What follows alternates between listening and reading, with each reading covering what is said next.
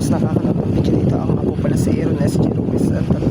Itong topic natin for our devotion ngayong araw na ito ay tungkol pa rin sa buhay ni Prophet Elisha. So, bubasa natin ang ating devotion sa 2 Kings chapter 4 verse 1 hanggang sa mga sumusunod talata. Ang sabi dito, "Now the wife of one of the sons of the prophets cried to Elisha, 'Your servant, my husband, is dead, and you know that your servant feared the Lord, but the creditor has come to take my 2 children to be his slaves." So, nung mga nakaraang panahon kasi, sa mga sinaunang panahon, ang kanilang mga anak ang siyang nagiging kapalit ng kanilang mga nagiging utang bilang maging alipin sa kanilang pamamahay. Sabi dito, "And Elisha said to her, 'What shall I do for you? Tell me, what have you in the house?' And she said, 'Your servant has nothing in the house except a jar of oil.' Then he said, 'Go outside, borrow vessels from all your neighbors, empty vessels, and not few. Then go in and shut the door behind yourself and your sons and pour into all these vessels. And when one is full, set it aside.' So she went." So, anong nangyari, no? Ay kumuha siya sa kanyang mga kapitbahay ng mga jar, at makikita natin dito na ito ay pinuno ng Diyos, at yung Diyos ang nagkalinga doon sa balo na ito.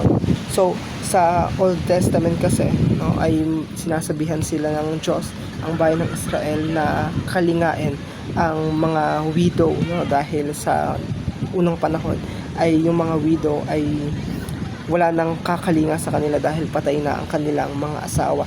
So, sabi dito sa teaching natin, God cares for the needy, especially those who are faithful to Him. So, yung balo na to ay faithful siya sa Panginoon, at kaya siya, no, ay pinagpala ng Diyos, binigyan siya ng kalinga, at ang Diyos ang nag-provide sa kanya ng pambayad doon sa creditor na humingi sa dalawa niyang anak. So, our point number 2, gathering empty containers in times of need.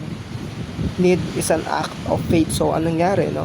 Nung panahon na to, doon sa widow, na kumolekta siya, no, ng mga container para doon sa blessing na pupunan ng Diyos sa kanyang buhay, ay isa rin to sa mga pumapatungkol, at isa ito sa mga dinedefine, no, or act of faith talaga na maituturing itong ginawa nung balo o nung asawa nung isa sa mga propeta. So, our point number 3, God's financial blessings are often proportionate to the containers we prepare. So, minsan, no, sa ating buhay, yung pagpapala ng Diyos, yung mga biyaya, no, na patuloy na ibinibigay sa atin ng Diyos, ay minsan nakadepende rin, no, sa kung ilan containers ang kaya nating i-prepare, no, yung kung ilan yung kaya nating gawin. At sabi nga rin, no, ng ibang talata sa Bible, yung mga tao, no, na mga pinagkakatiwalaan sa maliit ay